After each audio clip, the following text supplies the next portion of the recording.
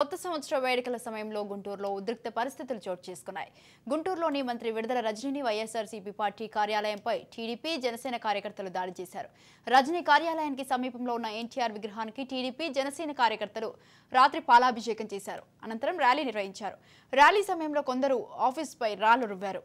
ఈ దాడిలో ఆఫీస్ అద్దాలు ధ్వంసమయ్యాయి. సమాచారం అందుకున్న పోలీసులు వెంటనే అక్కడికి చేరుకొని లాఠీచార్జ్ చేసి అందరినీ చెదరగొట్టారు. కొందరు టీడీపీ జనసేన కార్యకర్తలను అదుపులోకి తీసుకున్నారు.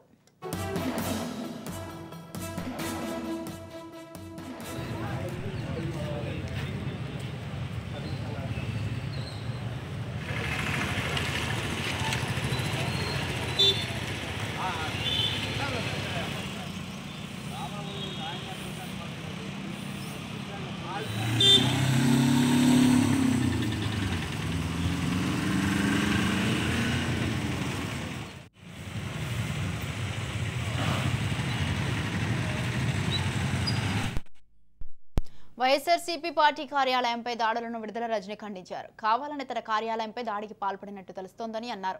అద్దాలను పగలగొట్టిన పెద్ద రాళ్లను చూపిస్తూ ఇంత పెద్ద రాళ్లు ఎక్కడి నుంచి వస్తాయని ప్రశ్నించారు. ముందుగానే ప్లాన్ చేసుకుని దాడికి పాల్పడ్డారని చెప్పారు. దాడికి పాల్పడిన వారిని వదిలే ప్రసక్తే లేదని అన్నారు. మరోవైపు రజనీ కార్యాలయం వద్ద పోలీసులు భారీ బందోబస్తును ఏర్పాటు చేశారు.